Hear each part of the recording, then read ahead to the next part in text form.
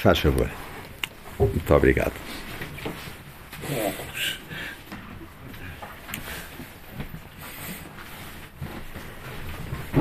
Pode começar.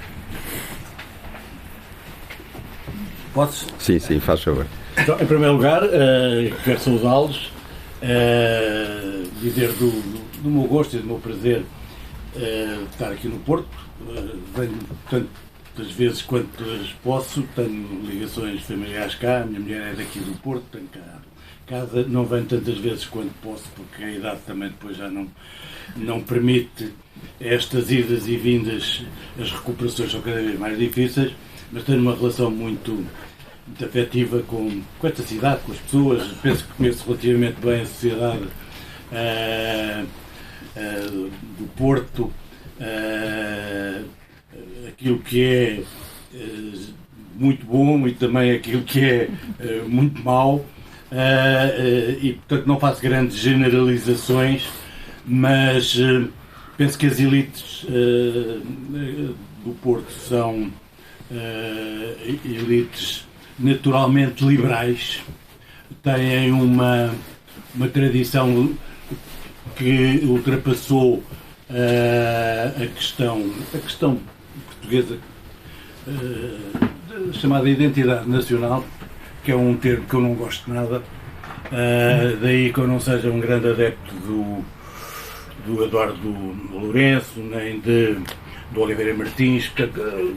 Portugal não tem uma identidade nacional, tem várias identidades que se foram conjugando por interesse de vários grupos, e mais até por grupos estrangeiros do que propriamente por força interna. Portanto, felizmente somos muito diferentes e conseguimos viver e conviver bem uns com os outros bem melhor do que, por exemplo, os nossos vizinhos espanhóis. Mas aquilo que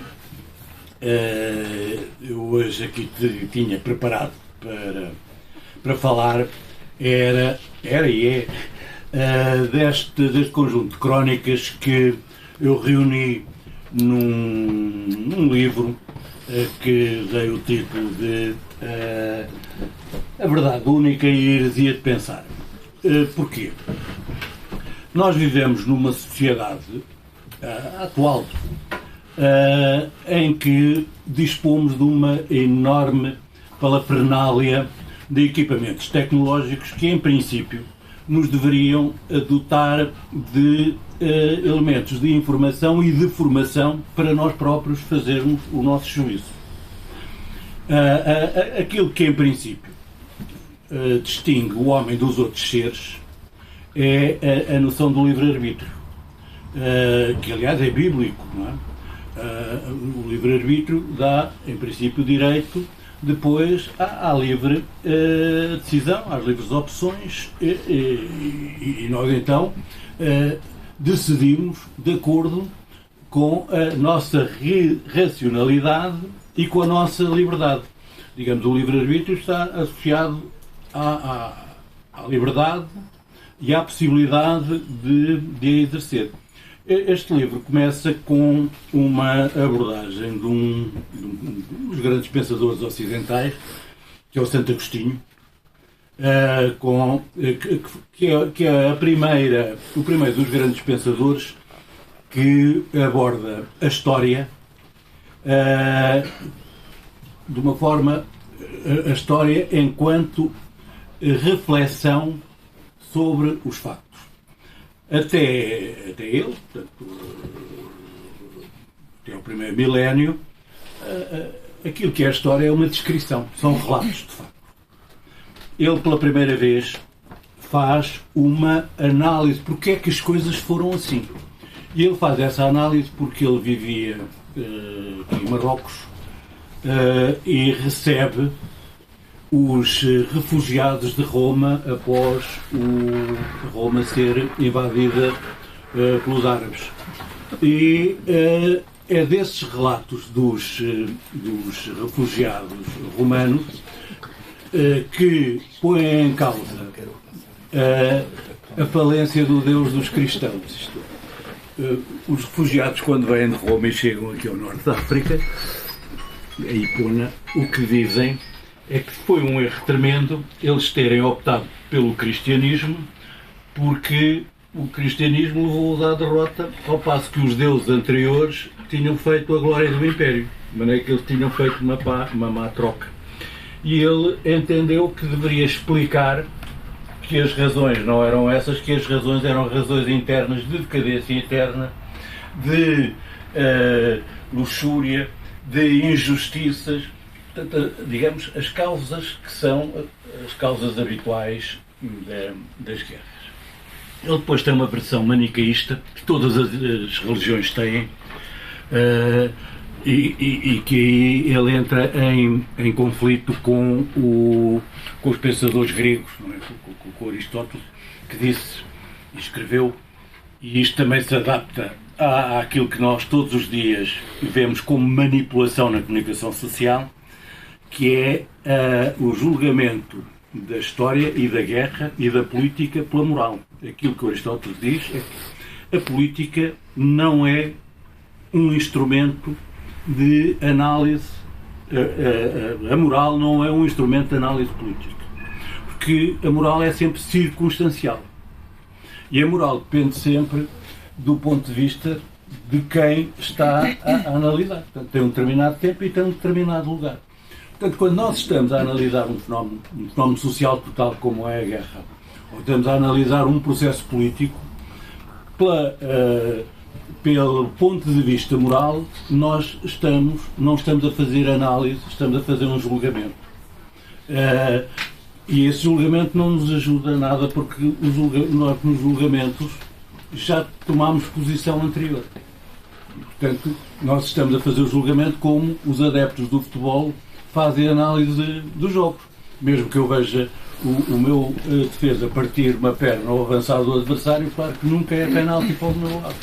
Portanto, isto é um dado. Daí que não se possa fazer e não se deva fazer análise nem da guerra, nem das situações políticas do ponto de vista da moral. Deve-se fazer do ponto de vista da racionalidade, isto é, daquilo que está na origem de todos os processos sociais, que são os interesses.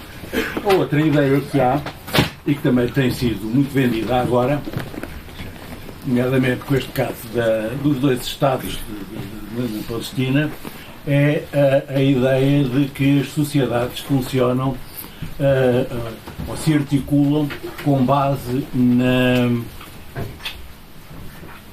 na tolerância e na coerência e na cooperação. Isso também é uma falácia. As sociedades, desde sempre, incluindo as sociedades de outros seres que não os humanos, racionais, elas agem de acordo com interesses e em conflito sempre. Isto é, os homens, nós para existirmos, temos logo em primeiro lugar que agredir a natureza. Portanto, a primeira coisa que fizemos foi cortar árvores. Essa é a primeira agressão. A segunda coisa que fizemos foi matar animais. A terceira coisa que fizemos foi, porventura, perfurar a terra para fazer um poço. Todos nós vivemos sempre em situações de conflito. Aquilo que temos que procurar, isto depois é as teorias do consenso, os filósofos Kant, vamos arranjar formas consensuais de conviver. Isso é outra coisa. E isso entra na racionalidade e na irracionalidade. Isto é, nós só fazemos negócios, isto é, só somos tolerantes na medida em que não podemos ser intolerantes. Quando eu tenho força para ser intolerante, deixo de ser tolerante. Isto é sempre assim. Nós, portugueses e espanhóis, temos uma enorme experiência nesse campo, que é quando nós chegamos, os portugueses e espanhóis chegamos à América, levávamos missionários, mas nenhum missionário foi tolerante com os índios, porque os índios não tinham as armas que nós tínhamos e, portanto, o que nós fizemos foi eliminá-los, escravizá-los. Eles depois eram maus escravos, é por isso que tivemos que ir buscar escravos à África. Mas a questão é essa, é sempre essa. E esta, então, é a primeira ideia que eu aqui deixava, que é a história e a percepção do mundo e do presente é sempre a percepção que nós também devemos ter do passado. A história não começa connosco, nós temos sempre a ideia de que os acontecimentos, a história do mundo começou connosco. E temos uma outra ideia que é a história gira à nossa volta. E, portanto, são dois conceitos que nós todos os dias vemos na comunicação social. E o outro ponto que eu trazia aqui é ainda ligado a esta relação que nós temos, nós conosco e com os outros e as sociedades. É que nós hoje, mesmo com a tal parafernália das tecnologias da informação, vivemos exatamente na mesma posição que os israelitas viveram quando o Moisés trouxe as tábuas da montanha. Que é, nós somos ao mesmo tempo um eu, mas querem, os que trazem as tábuas da lei, querem que nós sejamos uma multidão. E nós vivemos nesta permanente tensão de sermos o eu e de sermos, por outro lado, a multidão. As religiões fizeram esse trabalho durante, no nosso caso, dos ocidentais e cristãos, fizeram esse trabalho durante 2000 anos. Nós estamos numa fase em que esse trabalho está a ser feito pelos grandes órgãos de comunicação social e pelos grandes órgãos produtores de ideologia. Isto é, à medida que nos estão a dar informação, e nós temos informação em todos os bolsos, não é? Temos um telemóvel, temos um ecrã de televisão, temos um anúncio, temos a lombada de um livro, toda esta informação que nos dão é para fazerem de nós uma multidão. A ideia que há, houve uma fase em que havia uma hipervalorização do eu, que ainda hoje é muito vendida, que é a realização, o eu, você seja diferente, compre qualquer coisa. É evidente que, até há um livro que eu refiro muitas vezes de um filósofo francês, do Luc Ferry, que é o que é uma vida de sucesso, qu'est-ce qu'il est une vie réussite? A ideia do sucesso, a ideia de estarmos bem e tal. Mas aquilo que os poderes querem não é nada disso. O que eles querem é que nós sejamos três coisas: clientes, consumidores e obedientes. Portanto, esta é que é a ideia geral que sejamos um rebanho, que seja relativamente fácil de ser conduzido. E daí que um dos grandes filósofos esquecidos, nós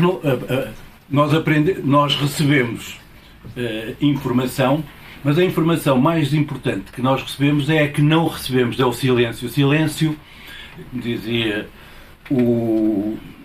penso que foi o Cícero, dizia que a corrupção da verdade não se faz apenas com a mentira, faz principalmente com o silêncio. E quando se silencia, um pensador que poucos conhecem, que se chama Etienne de Lavoisier, ele escreveu um livro que é A Servidão Voluntária. Aquilo que é importante, qual é que é a melhor forma de governar?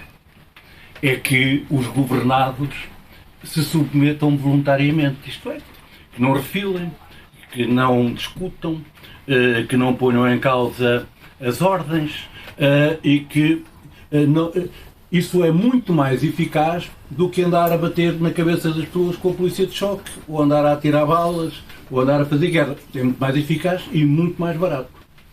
Portanto, aquilo que nós assistimos no universo da comunicação, que é o universo da manipulação, é a obtenção da servidão voluntária. Que é nós encontrarmos comodidade, sentirmos cómodos a ver refletido, em vez de ser uma transmissão do ecrã para mim, eu ver-me refletido lá. Se eu me vir refletido no ecrã, tudo aquilo passa a fazer sentido. E então eu saio e ando sempre de bem comigo. E é isto que querem que se faça.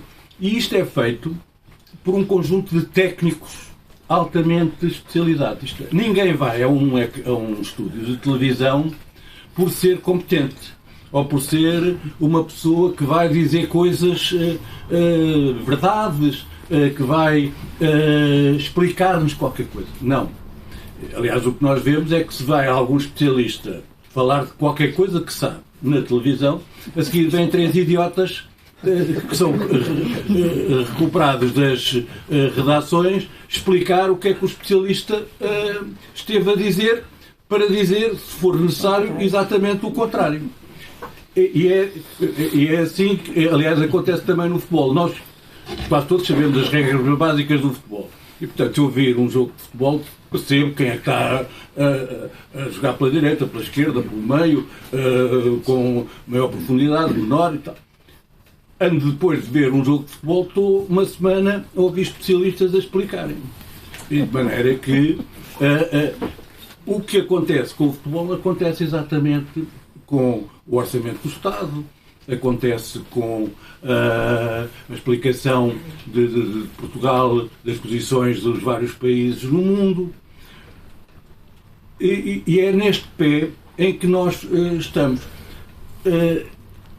Este é o outro ponto, eu e as motivações. Agora, há aqui uma outra questão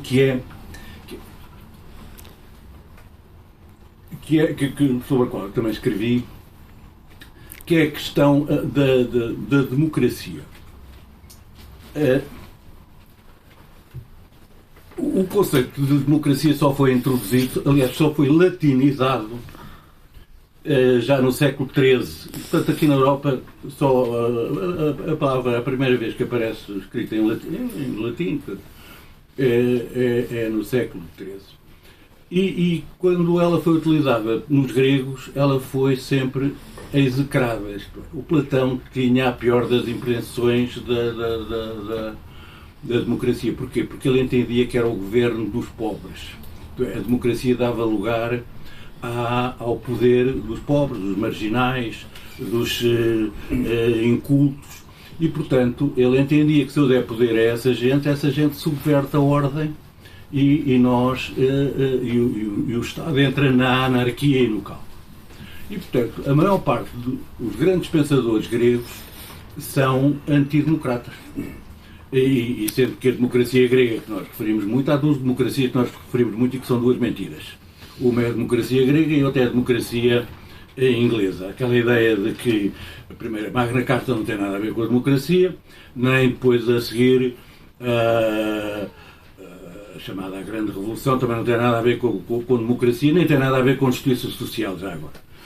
Portanto, são 2, esta ideia da Inglaterra, um país livre e democrata, é uma das grandes falácias e nós embarcamos muitas vezes nessa ordem de apreciação. Mas a questão que há é que a democracia é, na realidade, mal vista porque ela vai dar direitos àqueles que quem mandava não queriam que tivesse. E já era, na Grécia eram poucos, não eram só os cidadãos, só os homens e só os homens livres. As mulheres não votavam, quer dizer, não integravam os aerópagos de decisão, nem os escravos, nem os jovens. Portanto, a democracia tem isso. O único grego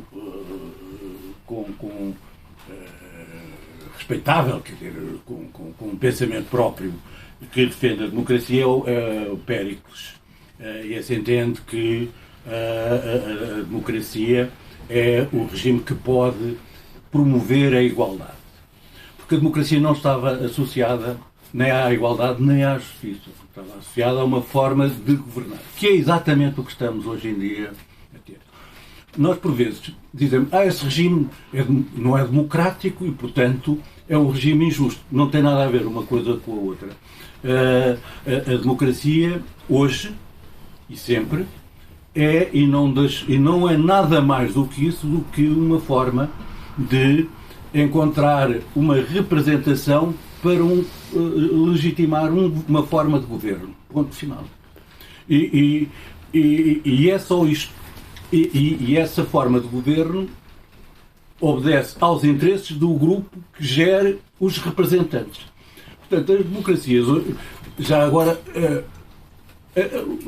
por exemplo, os Estados Unidos, que aparecem como um grande paradigma da democracia, a democracia não faz parte da Constituição dos Estados Unidos. O que eles são é republicanos. Os Founding Fathers eram republicanos. A democracia não era... Eles não estão sequer associados e nunca se quiseram associar, porque os fundadores da democracia eram escravocratas.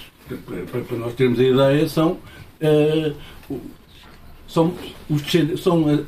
os netos dos marginais ingleses e irlandeses que foram para os Estados Unidos, o piorio que havia, que se tornam escravocratas, criam uma elite, digamos, de latifundiários e de comerciantes, com mais uns judeus que vieram para fazer negócio, e são esses que depois estabelecem com filósofos franceses a sua Constituição. E a Constituição é uma Constituição de representantes, isto é, como é que nós encontramos um sistema em que elejamos os nossos representantes para defender os nossos interesses. E é assim que isto funciona, e é por isso que depois este sistema tem mecanismos perversos que, para negociar a união, foram atribuídos mais representantes a determinados Estados que tinham menos população, mas se não se desse aqueles representantes, eles não entravam na União e, portanto, isto funciona dentro desta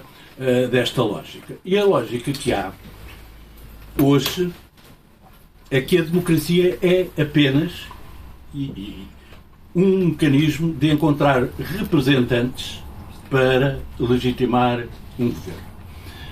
A democracia que nós temos, que hoje em dia muitos pensadores e estudiosos definem como regimes iliberais, que tem uma aparência e um aparato de regime democrático, isto é, tem eleições, tem formalmente uma imprensa com uma certa liberdade, mas depois, na realidade, os cidadãos não intervêm e não determinam nada na sua vida.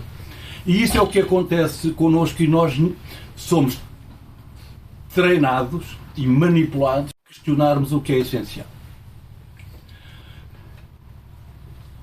Um caso concreto. O envio de um submarino nuclear inglês para o Mediterrâneo. Um cidadão inglês tem tanta intervenção nisso quanto um cidadão da Coreia do Norte tem no lançamento do míssil. E nós achamos que os dois regimes são radicalmente diferentes. Ora bem, o poder de um coreano do Norte é exatamente o poder do inglês. Um coreano do Norte sabe tanto qual é o valor da sua moeda, que eu não sei como é que se chama, quanto um inglês sabe da Libra. Não sabem nada. E nós também não sabemos o que é o euro, não fazemos ideia. Quer dizer, o que é que vale um euro? Vale aquilo que alguém quiser vender. O que é a inflação? A inflação em Portugal, por exemplo, não pode ser igual à inflação em Inglaterra, porque o nosso cabaz de compras é completamente distinto. Como é que quer dizer, aquilo que é essencial, que, no caso, o valor do dinheiro, os cidadãos não têm a mais pequena intervenção. Mas também não têm a mais pequena intervenção sobre aquilo que os nossos filhos estudam, ou os nossos netos. E também não têm a mais pequena intervenção sobre as alianças que nós fazemos. Isto é, nós estamos envolvidos neste momento num processo de um processo radical de alteração civilizacional, isto é, de percepção do mundo por cada um de nós. Nós vivemos, no fundo, até ao início da Segunda Guerra Mundial, num sistema eurocentrado. A Europa era o centro do mundo, era daqui que tinha saído tudo. A Segunda Guerra Mundial é a derrota da Europa. Portanto, a Segunda Guerra Mundial só tem dois vencedores, que é o Presidente dos Estados Unidos e o Stalin. Depois está um tipo gordo, que era um tipo bem disposto e tal, que era o Churchill, mas estava a fazer uma figura já não mandava nada, e penso que não estava mais ninguém, quer dizer, os franceses também já não estava ninguém, e é isto. Portanto, o que sai da Segunda Guerra Mundial são dois vencedores. A Europa trocou aquilo que se chama a social-democracia, não é? O Estado do welfare state, ter férias, ter uma reforma, ter um sistema de saúde, ter um sistema de previdência, o que é excelente. Eu digo, mas isso foi feito à custa da sua importância, isto é, abdicou da sua defesa e do seu instrumento de poder. E toda a política assenta no poder. Se eu não tiver poder, eu não tenho nenhuma capacidade para intervir. A Europa, não tendo um exército, não tem uma moeda. O euro não é uma moeda. Como a Libra também não é uma moeda. Eu brincava com isto, com pessoas inglesas que eu conheço, dizendo que a Libra é uma nota, é um papel retangular, que é $1 com uma fotografia de uma velhota. Porque aquilo vale exatamente, portanto, e está linkado, é ao dólar. E, portanto, agora ter a fotografia da senhora ou ter a fotografia de um dinossauro vale exatamente o mesmo, porque a Libra é o dólar, não é nada mais do que isso. E o euro é a mesma coisa. O euro também não existe em si mesmo. Esta ideia de haver o Eurogrupo. Quem determina o valor da moeda é, desde 1971, desde que o Nixon eliminou a relação entre o dólar e o ouro, quem determina isto é o Fed, é a Reserva Federal Americana. E daí... Nós, por exemplo, a nossa democracia, nós não fazemos. Alguém daqui, ou mesmo aqui o reitor da Faculdade de Economia aqui do Porto, que é excelente e tem um grande. Está num grande conceito científico. Alguém consegue explicar qual é o preço, qual é a lógica do preço do petróleo? Porque é que. Nós dizemos assim, bom, há uma guerra, há uma crise dos países produtores de petróleo, e o petróleo na semana a seguir desce, não é? A gasolina, os combustíveis. Ninguém consegue perceber isso, porquê? Porque isso está na mão de mafias que jogam com o petróleo como se joga num casino, sendo eles o dono do casino e tendo as cartas todas marcadas. Portanto, e isto não se altera com votos. A senhora Lagarde é apenas um espantalho que ali funciona, que ninguém elegeu, mas que também ninguém consegue tirar-se lá. E isto é o outro drama das democracias, que é como é que eu desmonto aquelas criaturas que não, das quais eu não sei nada, não contribuem a nada para as eleger, como é que isto se desmonta? Isto não é desmontável. Mas sabemos como é que isto se monta. Isto monta-se com campanhas de silêncio. Se eu nunca puder discutir o essencial aparece-me como me aparecem as refeições do Uber, aparecem-me em casa. E eu digo assim, foi isto. Nós, não sei se são grandes adeptos de mandar vir comida através dessas coisas. Mas a ideia que eu tenho das experiências é que o prato que eu mandei vir nunca corresponde à fotografia que eles me apresentaram. Não é? Eles apresentam uma fotografia, bacalhau à brasa, aquilo excelente. Depois, quando aquilo vem uma coisa assim toda amassada e tal, que não se sabe bem, se sabe aqui, nem nós temos depois possibilidade de saber o que lá está. Portanto, mas já pagamos. Portanto, isso é que é a primeira coisa. Nós primeiro pagamos e depois recebemos qualquer coisa que pode parecer que foi aquilo que nós encomendámos, mas que é aquilo que eles nos quiseram vender. E esta é a outra questão que eu coloco aqui nestes textos, que é se estes regimes são verdadeiramente democráticos. A outra questão, que é, já agora, a questão do controle do debate público, que está, que é isso é que é, no mínimo, isto é a essência da democracia, que é dizermos assim: eu só consigo encontrar soluções se eu as debater. Estes regimes recusam o debate. Porquê? Porque o debate, se o debate for alargado, perde-se o controle dele e podem sair soluções que não são aquelas que estão pré-definidas. As grandes assembleias do Parlamento inglês, ou o Parlamento francês, ou o Parlamento português, ou o espanhol, são locais são como os ringues de boxe. Nós julgamos que aquelas pessoas estão a lutar, mas elas estão a lutar com um determinado conjunto de regras. Não é para se magoarem muito. Nem é... é dentro daquele sistema e dentro daquelas 12 cordas que as coisas têm que funcionar. Porque senão o resto é considerada a anarquia e o caos. E aqui já agora, eu não sei se falo aqui neste livro, mas hei de falar num outro, que é a questão do 25 de Abril e do 25 de Novembro, e já agora, que é a excepcionalidade do processo político português. E ele é excepcional porque o Hotel Saraiva de Carvalho abriu um golpe de Estado ao povo. Esta é a integração ou a abertura que foi feita, a entrada do povo no processo político, é que é o aspecto extraordinário e característico do 25 de Abril, que vai terminar com a imposição da ordem, que é sempre em nome da ordem que se fazem estas coisas, com o 25 de Novembro. Portanto, é problema ordem, problema pôr o rebanho dentro das suas baias, que é para depois esse rebanho ser facilmente governável.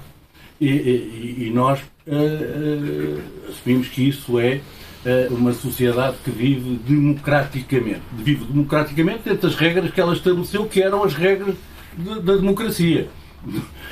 E portanto, é nesse sentido.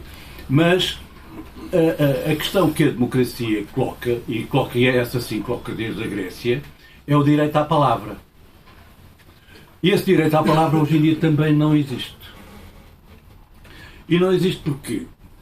Não existe porque, para eu ter direito à palavra, eu tenho que ter acesso aos meios que transmitem a palavra. E esse acesso é selecionado. Há uma seleção que é feita, e é feita quando? É feita quando um determinado grupo do poder assume o direito de atribuir licenças de emissão. De emissão ou de edição. Um dos grandes problemas, há aqui uma geração que conhece, que houve em Inglaterra, na pátria da democracia, foram as rádios piratas. Celebra-se agora, penso, os 50 ou 60 anos da Rádio Carolina. Portanto, quando aparecem as rádios piratas, isto é, sem serem concessionadas, sem serem garantias pela autoridade, foi um susto. Hoje em dia isso já não pode ser feito assim. Hoje em dia, como é que é feito? É feito através, em primeiro lugar, da necessidade de haver muito dinheiro para se estabelecerem redes verdadeiramente eficazes de comunicação. Em segundo lugar, não pode ser feito porque o controle das redes está toda situada no mesmo país e sob o mesmo Estado, que é nos Estados Unidos. Todo o controle da informação das redes está nos Estados Unidos. É por isso que eles têm acesso a toda a informação, desde aquilo que nós comemos às passagens nas autoestradas. Toda a informação está concentrada ali assim. Se eu entrar e se eu quiser fazer uma alternativa a essa, fazem como fazem agora, RT. Você não está autorizado a ver esse site. E, portanto, vão excluindo essas possibilidades. Como é que se exclui, como é que se retira o direito de expressão? As redes de comunicações atuais funcionam com base em satélites de baixa e média altitude, ou 300 km.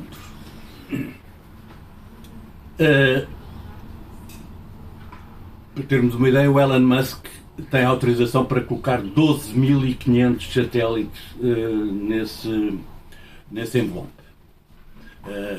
Quando começou a guerra na Ucrânia, ele tinha 3.500 satélites dedicados a essa atividade. Isto quer dizer que só poderes muito poderosos, muito bem situados politicamente, muito determinados, quer dizer, muito obedientes politicamente, muito domesticados, têm acesso a dar a palavra aos outros. Portanto, nós escusamos estar a falar em esquemas de liberdade. Nós, nós temos uma cadeia de televisão de sinal aberto que é um retransmissor de uma cadeia americana, que é a CNN. E essas cadeias transmitem uma ideologia, transmitem um pensamento e transmitem e manipulam a informação sem problema nenhum. É isso que nós... nesse sentido, é nisto que nós vivemos. E é a ideia que nós, mesmo assim, a resposta que nos dão quando eu falo nestes termos é pá, mas na Rússia é pior e na Coreia é pior.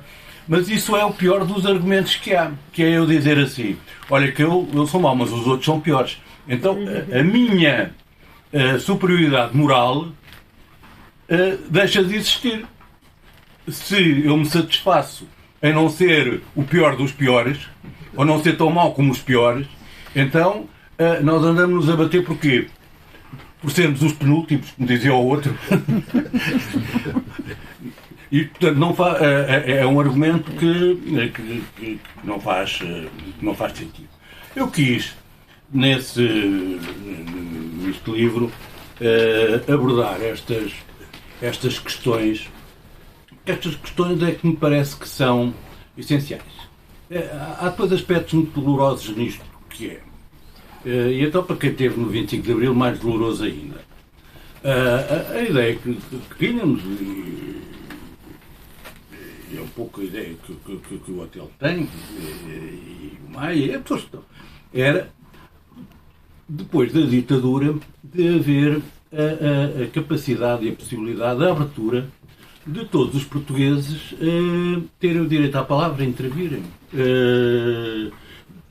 Basicamente era o direito à justiça, à igualdade e, através da justiça e da igualdade, encontrar fórmulas mais justas e mais agradáveis e mais confortáveis de melhorar as condições de vida das pessoas. Aquilo que nós estamos a assistir, mas não é só aqui em Portugal, neste mundo do Ocidente e da vitória do neoliberalismo, é que os fortes se tornaram mais fortes e os fracos se tornaram mais fracos. Isto é, o resultado deste processo não é desalentador, porque nós nunca devemos perder a esperança, e o que foi, e a história não julga ninguém. A questão que há é que isto não foi conseguido, antes pelo contrário. E nós estamos hoje em dia quase a dizer, mas nós vamos votar em quê e porquê? E são estas as questões que os políticos deveriam estar neste momento a colocar-se. Deviam estar a colocar a questão da qualidade da democracia, tendo a ideia de que um governo não é ao contrário do que acontece muitas vezes. Um governo não é um conselho de administração, em primeiro lugar. Um Estado não é uma empresa. As empresas têm as suas lógicas, os conselhos de administração têm as suas lógicas. Um ministro não é o vogal de um conselho de administração, não é um diretor-geral que trata de assuntos. Esta ideia, do meu ponto de vista, peregrina, dos governos de proximidade, são uma falácia para evitar que as pessoas, que os políticos, que os responsáveis políticos respondam politicamente por aquilo que é importante, e então nós andamos a ver ministros que se demitem porque cai uma ponte, há ministros que se demitem porque ardeu uma floresta, há ministros que... o Presidente da República, há um tipo que é atropelado, vai assistir ao levantamento do corpo. Este não é o papel dos políticos. Aquilo que deve acontecer, e eu sou militar, então que outro, há o papel do general, há o papel do coronel, há o papel do capitão, há o papel do sargento, há o papel do cabo. Se o general, às tantas, anda ele próprio aos tiros, e se o coronel anda a pôr adesivos nos feridos, as coisas estão mal. E, portanto, a política... Mas eles fazem isso porque isso é o quê? Isso é o que as pessoas gostam. Pá, veio cá, interessou-se. Ele não resolveu o problema nenhum. Aliás, quando tentam resolver, depois a malta diz que ele meteu uma cunha. Que é outro assunto. De maneira que a política é pensar em que mundo nós estamos. E pensar é pensar como é que nós nos integramos na Europa e em que Europa é que nós nos integramos. Por exemplo, das perguntas, para quem tenha lido um pouco de história, sabe que há até um livro interessante do Rodel, que é a Europa, e depois o outro é o Mediterrâneo. Para os historiadores, a Europa é qualquer coisa que começa aqui assim na península e vai para lá dos Montes Urais. Sempre foi. Até onde, eu dizia, até onde haja um campanário de uma igreja cristã. É basicamente isso que é a Europa. Pode ser uma igreja cristã, pode ser ortodoxa, pode ser qualquer. E essa é a ideia da Europa. Ora, nós conseguimos fazer uma coisa, gostando ou não gostando dos russos ou dos chineses, que foi expulsar um dos grandes países, uma das grandes nações, um grande conjunto de povos europeu da Europa. E fizeram isto e portanto, ninguém perguntou nada a ninguém.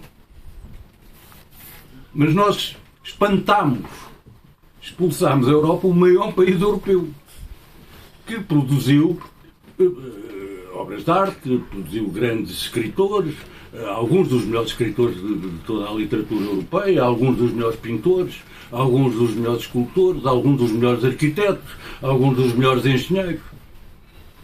E andamos muito satisfeitos com isso. E ninguém pede responsabilidades a ninguém. Isto é, nós estamos numa democracia em que, por um lado, não escolhemos e, por outro lado, não somos capazes de emendar as más escolhas. E são estas as questões que eu julgo que, sobre as quais os cidadãos que querem viver a democracia e querem ser livres se deveriam questionar. E era, no fundo, o que eu queria vir aqui desinquietá-los, dizendo isto que disse. Muito obrigado e, portanto, quiser...